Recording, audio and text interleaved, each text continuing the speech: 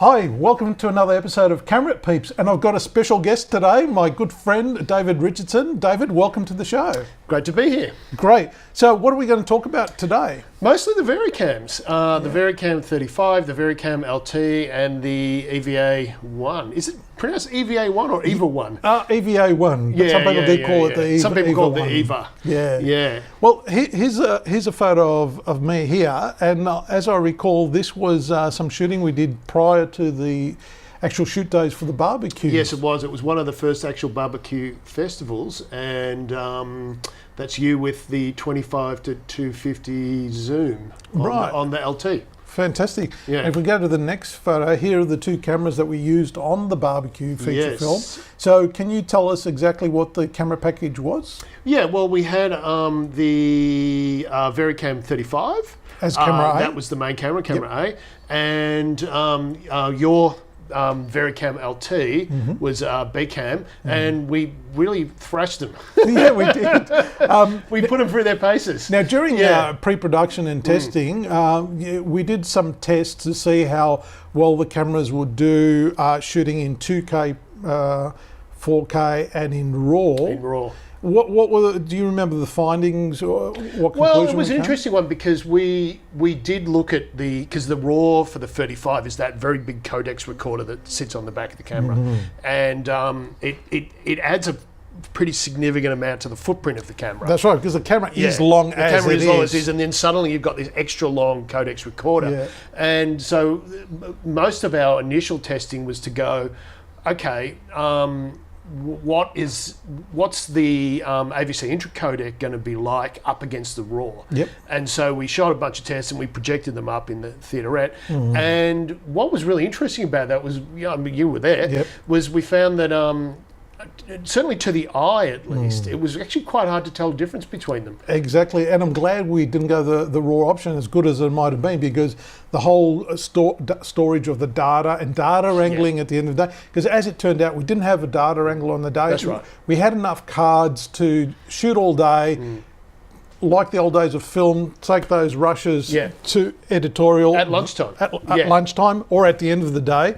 Our first, Kathy, our first assistant editor, would start later, and then she would do the offloading and the transcoding ready for the editor. And as you say, we had enough cards. So it's probably worth pointing out that, so rather than using the big codex RAW recorder, we had the P2 cards. The Express P2 cards. The Express P2 cards, and that's just went straight to them with the AVC Intra. Yep. But AVC Intra, it's 444, it's 12-bit. On camera A. Camera A is 444 12-bit. Yes, that's right. Camera B is 422 10-bit. Yeah. But we found they cut together pretty well. Yeah, they did, which was great. And also we, as you can see here, that's camera A, so that was recording in the 4K 444 codec. Yep. And we were shooting 24 frames at 172.8 degrees. Outdoors, we were shooting 400 ASA, but it's native with a 800 base. That's right. And you were also taking advantage of its dual native ISO. Well, I mean, perhaps this is a good. One of probably the advantage. I think there's probably a few reasons why we chose the Varicam, but I would think that the main reason was the dual ISO, and because it's pretty amazing to have I should point out probably that I had been introduced to the Varicam by you, and I was really quite staggered that, hang on, you're talking 5,000 ISO with actually pretty minimal noise, and I couldn't quite get my head around that one until I saw it. And so that was a really big part of the reason why we decided to go down this path. And it's really simple, and any cinematographers out there, I'm sure, would completely get this, is that sometimes when you're just literally up against it, and you've just got to move as fast as you possibly can, that I can turn on, the 5,000 ISO, and, sure, I wouldn't want to do it, but if I just had to shoot with a couple of practicals and a couple of LEDs because we're out of time, I can do it. Yeah. And that was something that we kind of felt, well, we sort of got that in our back pocket if we run into an emergency situation. And there were many times where, you didn't have any time to light, and we had to make the day.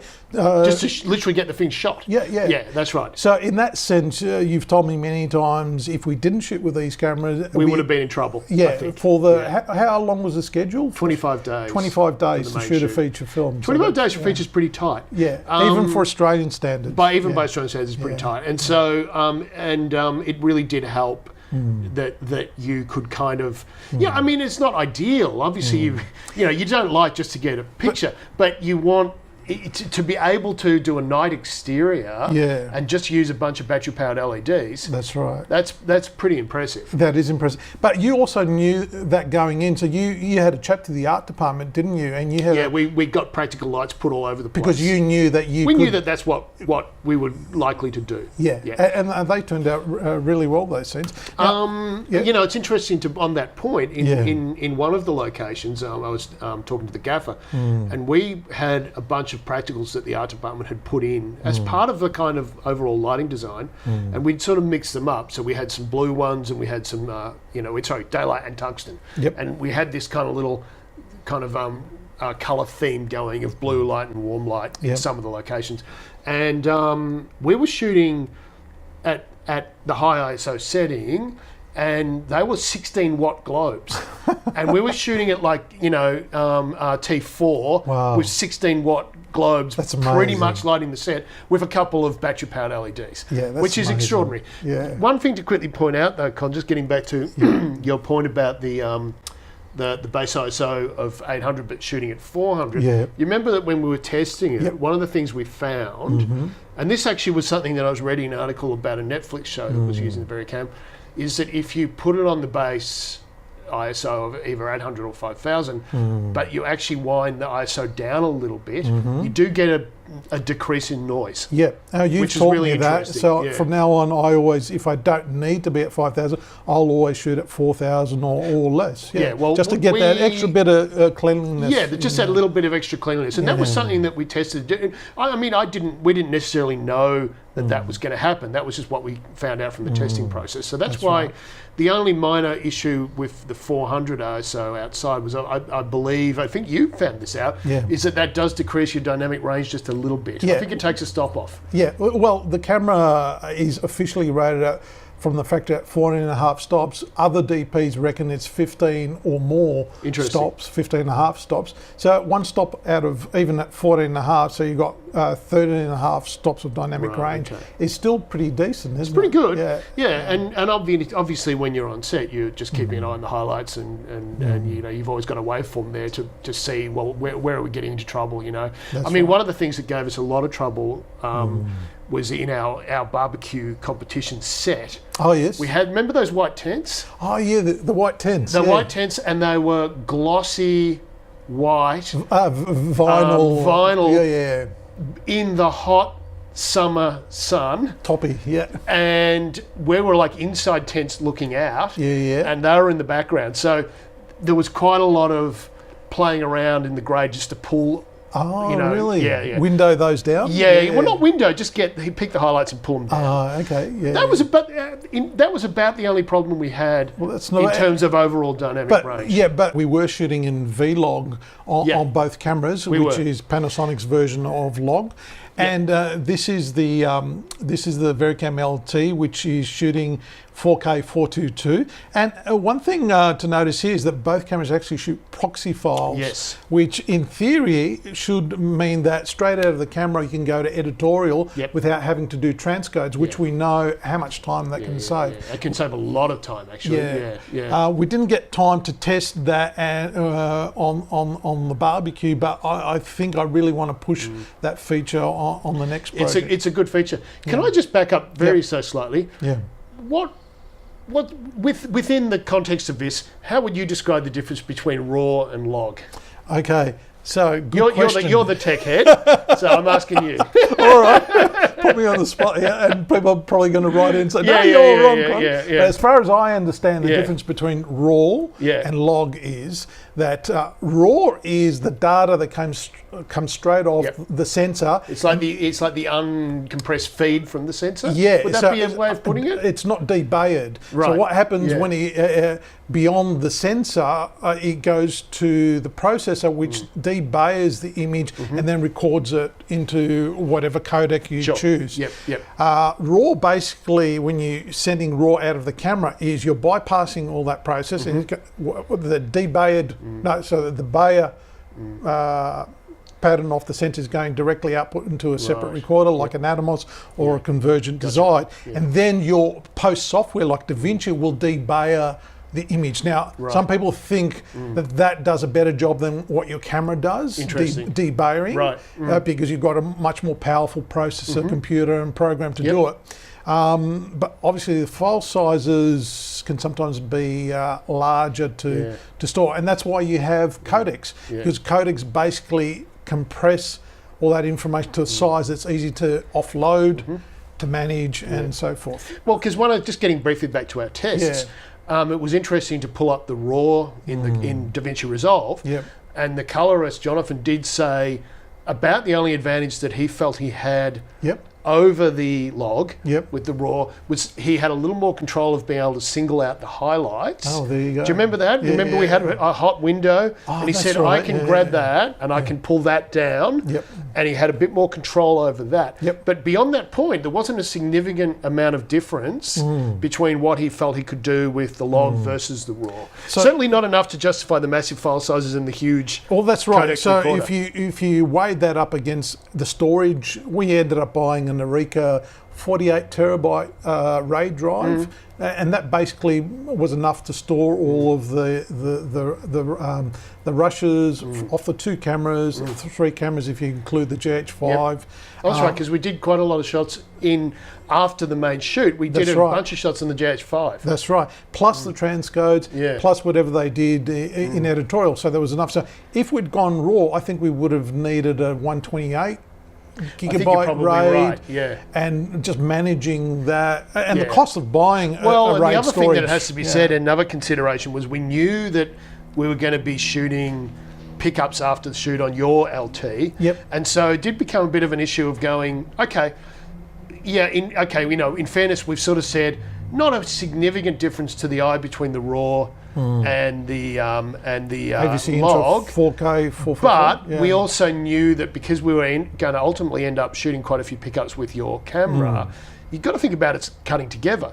So if the main camera had been RAW and then we'd been off with a GH5 and the LT getting pickups, you would have potentially been an issue where you might have really noticed that mismatch. The difference. And the thing maybe I didn't answer before, I explained what I thought RAW was all about. Basically, log is still allowing you to capture that 14.5 dynamic range, and basically anything you've shot in the last 3 to 4 to 5 years that's been in any form of log, S-log, V-log, ARRI log, C-log, Canon log, anything that's shot in log is basically a HDR digital negative. So you can convert those files to HDR today because you captured the dynamic range. Yeah, that's right. You've actually got it already. Absolutely. So, which is a big benefit. So if you moving along. Moving right along to lenses. Well, lenses. Tell us about the lens package. Look, it was an interesting one because one of the things we were trying to avoid was a look that was too clean and how will I put this, high defy, maybe that's a good way of putting it. And I mean, as we all know, it's been a real trend in recent years to put older lenses onto newer cameras. And why is that, David? Is it because that's an digital's interesting question. I think it's because people find digital a bit too sharp and a bit too clean. Yeah, they're all the same. There's no characteristics, and there's or not a lot of character in there. And so I started reading about this trend maybe 6 years ago. And I remember reading an article in, it might have been American Cinematographer magazine, about the fact that all of these vintage lenses in England had been booked solid for like a year ahead because people people were using them on period TV show Oh, production. of course. So So they wanted you're them to shooting be the- softer. They don't want them you're to be shooting sharp. the BBC drama set in the 1920s, Yeah. and people are getting the Arri Alexa and sticking a 40-year-old lens on it. I thought, that's interesting, but in a way it makes sense because you've got a very clean, sharp digital sensor. Yeah. And then you're getting an old lens, and you're making a feature out of those, out of the unique properties of those lenses, which I thought that's a really interesting thing to do. And so, in fact, the lenses we used were Cooke Crystal Express anamorphics, which you had actually used on a short film. That's right. I tested them because the only reason was because they're the only ones we could afford. Well, frankly, yeah. Because- but there was another factor too. Remember, they were the only PL mount ones. That's right, from Panavision. Yeah. Because they've got lots of anamorphic lenses. Heaps of anamorphic lenses. But this was the only set they had in a PL mount, That's right. which I could use. Whoops, I touched my which could mic. go on to both cameras. Both cameras, yeah. And they were the cheapest because we got quoted. And they were the cheapest. Yeah, we got quoted for a set of brand new Cooke anamorphic 2x lenses for about $3,500 a day. Yeah, it was pretty pricey, Yeah. and beautiful lenses, I'm sure. Yeah. But ultimately we tested these and we decided to go with those. Yeah. The only minor drawback, it's not a significant drawback, but it is something to consider with the Varicam with anamorphic lenses. Is, of course, unlike say the Alexa, you don't have the ability to have that 4:3 cut out in because the sensor. sensor on the Varicams is 16 by 9, not so 4:3. it means that when you get the what we might call the absolute kind of naked image, it's actually a wider aspect ratio that it comes out to. So you have to shoot a test chart with 2:35:1. Yeah. Actually, we shot it in 239 or 240. Oh, 240. Yep. Yeah, my apologies. Yeah. 240 test chart. Yeah. And then you take that in and you effectively reframe. Yep. So that so what you're doing is you're cutting a bit off the left and right of the picture. That's right. And that's the compromise you have to make. So you do lose a little bit of image quality of doing that. Yep. But we also figured, well, we do have 12-bit 444 4K raw. Sorry, not raw, log. So we, looking at it, we kind of went, well, and given that we didn't want it to be hyper sharp and hyper clean and looking too high defy, we felt that it was an acceptable compromise with all of those factors coming into play. And you know what? I went and saw the Cast and Crew screening at High Point. I think you were there too, on the big mega screen there. And I must say, it looked great. Yeah, I never saw an image that said, oh, it's looking a little blown up or a little ropey. Right, It looked fantastic. Well, that's because also you've got to imagine that lately the algorithms and the technology of creating DCPs has improved so much. So we can tell you lots of stories about that. Oh boy, how long have you got? Exactly. As a DP, you really have to supervise the whole process right up until the end, because even at the end, that transcode or whatever, if the DCP is not done correctly. I was talking to you just before we started recording about that Arri channel masterclass with Carl Walter-Lindelong, and he actually makes the point that he said the frustrating thing for him in the digital era is not knowing which monitor is accurate. And he actually made that point in the thing. That's a very good point. I went, oh my God, because that was our concern too. And he actually said that what he does is when he's got his main on-set monitor, he takes it into the grading suite. Oh, really? And sits it there, and he makes damn sure that what he's seeing in the grading suite is matching the monitor he's going to have on set. That's probably smart. And I thought, okay, that's smart. But he said I kind of had to got to that point because he said every monitor you look at it on, it's different. And complicating the matter is HDR TVs. And so we found that very much is that it looks like this on, it looks like that on the little monitor. It looks like something like a certain way for the viewfinder. It looks a certain way for the on-set monitor. It looks slightly different again in the edit suite. It looks slightly different in the grading suite on the computer. It looks slightly different when you project it in the grading suite. And then it looks slightly different in the sound mixing studio. And then the DCP looks slightly different again. Exactly. Now, we're not talking massive differences, but enough that you're just tearing your hair out going, which one is the one that I actually can look at and go, that's the image? Yeah. And that becomes frustrating. And that brings up an interesting point, because on the set, all we were monitoring was... Well, we had the 17-inch HD. Yeah, which was just the Panasonic, old 17-inch Panasonic, but it still produced... I felt that the viewfinders were pretty good. What did you think about that? Yeah, the viewfinders are some of the best on the market. Lots of people have said that. But did you find the viewfinder was accurate to what... Because I remember you talked about the cast and crew screening, and you said, I found that what I saw was what I was looking at through the viewfinder. Yes, I do remember saying that. Yeah. It was the case. So in between all those variations, at the end of the day, what I saw in the viewfinder, what I saw... I found the viewfinders were pretty good. Yeah, and that's important. Yeah. But we were monitoring just the base... we just had a Rec 709 Rec 709 Vlog to Rec 709 LUT. And because, you can get... I know people are making up their own LUTs and having different LUTs for different things.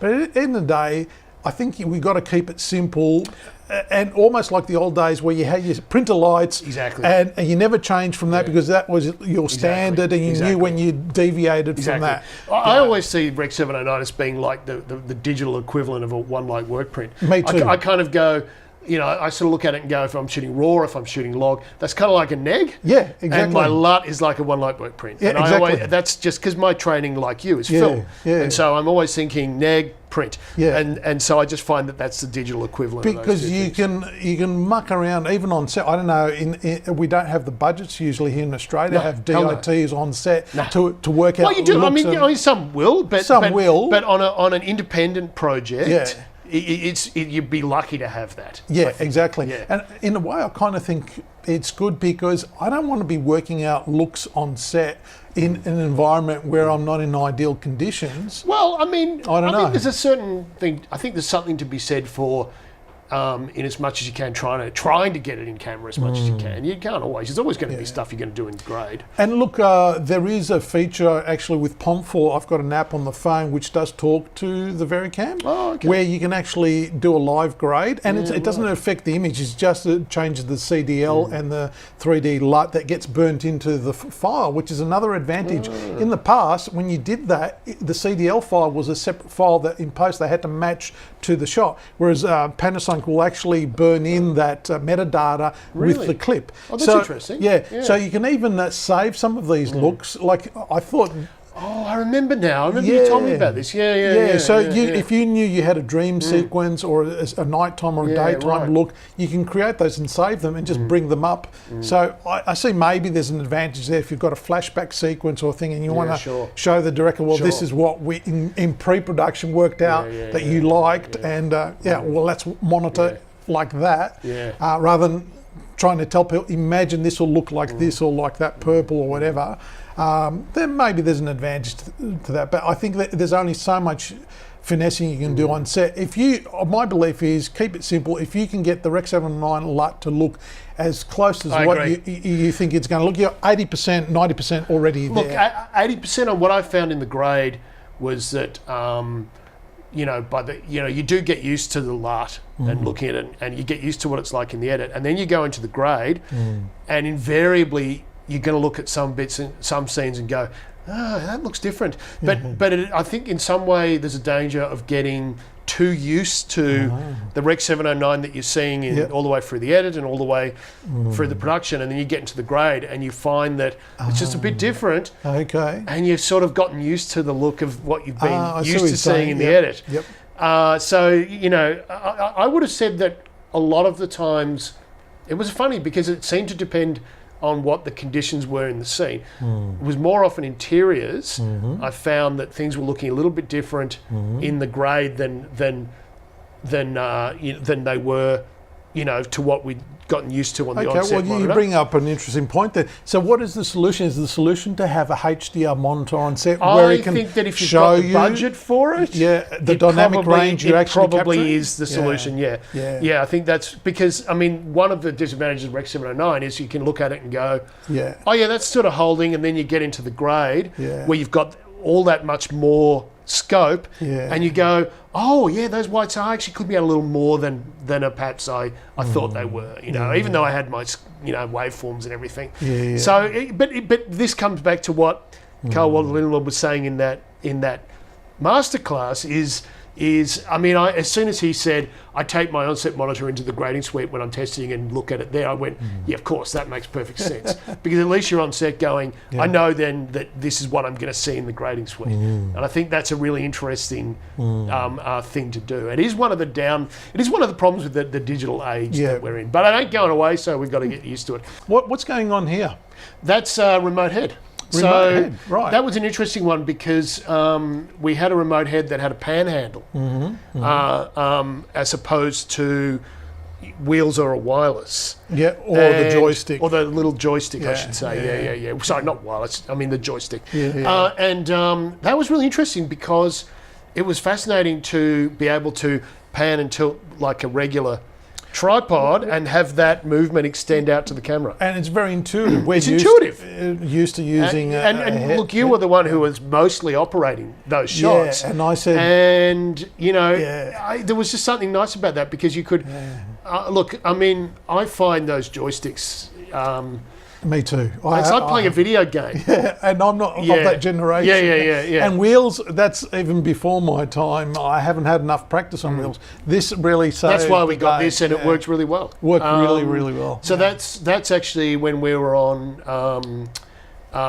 in Albury, and that is when we were just setting it up to make sure it was all working properly because it did have to get sent over from the UK. That's right, and that belongs to Jamie Leckie, who was our grip on the... Yeah, he got it sent over. Shoot. I'm glad he was able to get that over for us. And we had the LT up on the crane for that one. That's right, and that was the other beauty about having the LT being a smaller footprint. Well, it had to go on that camera because the 35 was too big. I've had the 35 on the Jimmy Jib, and the amount of weights on the back end, it just was that was the advantage of the LT. So every time we went onto the crane, we had to put the LT on for that which reason. was perfect for that. So here's a shot of you. Now, what lens have you got? That's the 25 to 250. So Panavision were very nice, and they got a 25-250 and anamorphosized it for us. Did I pronounce it correctly? Yes, I think you did. Better you than me.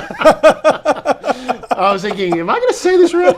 Anamorphize it, and that was at the rear of the lens, if memory serves me correct. Yeah, they put the anamorphic element at the back, not at the front. And that was which also changed the focal length slightly because then it became. Oh really? Do you remember? Became a 50 to 500. Oh yeah, instead of a 25 to 250. Because so is that a 2 times? It was a 2 times anamorphic. Of course. But my God, you could zoom that thing in. Yeah. So you could really get long lens shots with it. What were you shooting here? You had the stunt guy coming around the corner in the car park. I think on the that's buggy. what it might have been. So you're on the long lens. I can see the shot. Yeah, so that was actually quite a distance away from where that buggy came round the corner. That's what that one was. Yeah, absolutely. And but that was a beautiful lens. I mean, it was terrific. Yeah. The only thing you had to do with those lenses, you couldn't open them beyond about 4. Oh, that's right. That was another thing we discovered. Yeah, they got a bit. What is? There's a great video with. Who's the DP who works with John Matheson, who works with Ridley Scott all the time, and he says you got to watch out sometimes with anamorphic lenses because they can get mushy. Mushy was his term. And if you open those lenses beyond 4, you went wider than 4, they got mushy. So you had to be very careful about that. But you see, that's where... Not just this lens, all the ones we use. Yeah, all the ones But that's where... Well, all the ones we use. When I did a test, I tested, had a look at a brand new 20... I think it was a 25. Yep. Maybe it was a 32, 25 or 32. And I think it was a brand new Cook. Yep. And you could open that up and it wouldn't get mushy. Oh, well, because these were vintage lenses. That's right. You had to be a little mindful. So we were very particular to always sit around 4, 5, 6, if memory serves me correctly. Yeah, and whenever we were outside, we'd always ND so we could be sitting there. Yeah. Now, here's where the high ISO works for us. Because remember we were inside with our 16-watt globes with anamorphic lenses, shooting at 3200 ISO at about 4 or 5, 6 on the lenses. Yep, well there you go. There's another perfect example. That was where the high ISO really helped out. Yeah. It allowed us to be at the 5, 6 in the interiors. And then we were lighting, sometimes a candle was a key light. So that's right. There's me. There's you. So that proves you and I were both on the shoot. Yeah, with the same lens. Who's in this picture? Oh, that's Stephen, the director. Yep. And it was great. One of the advantages of working with Stephen as a director is he used to be a cinematographer himself, very, very good cinematographer, and he's got a very sound and very solid camera experience. Yep. So he's often, he loves to jump on the camera, operate. But, it means that you can have that dialogue, which is great. Yep. I think that's very Because useful. some directors leave you to take care of the technical stuff and they just deal with the actors. And then there's other directors that are very hands-on. Everyone's a bit different, as I'm sure you know. Yeah. Who else is in the So Kate, who's our second AC, and Rilo, who was our first AC. Fantastic. And Rilo was, well, they were both great, and boy, did they work hard. Oh, yes. With 2 times anamorphic lenses. Absolutely, vintage lenses. Yeah. And that big lens. There's that crane. He's the LT on the crane. There's, if you go back one con, sorry, there's those accursed bloody white... yeah. Now, when you've got really hard midday sun and no clouds on those things, boy, do they get hot. Yeah, I can imagine. And they're white and they're glossy vinyl. And they were the bane of our existence when we were colour grading. In the Let grey. me assure you. See, on the day, it didn't seem like No, here's the thing. Yeah. That's what kind of what it comes back to. We were often looking at waveforms and we were looking at the Rec 709 and we're going, they seem to be holding okay. And then you get into the grade and go, we're going to have to select that and bring them down. But the reason we didn't pick it up on the day is because we're looking at them on the outdoors in the bright sun. In a studio environment where it's dark and the projector is calibrated, that's right. You can actually seeing what you're not seeing on the day. And I can understand why DOTs are in a van somewhere, in a van or a black tent. And but really, even then, But I mean, you can understand that is an advantage of having a DOT. Is literally someone who's having that really hard look. Yes, and they've probably got a more sophisticated, waveform, and they're going, hey, you are clipping out at just there, and then you've got to make the call.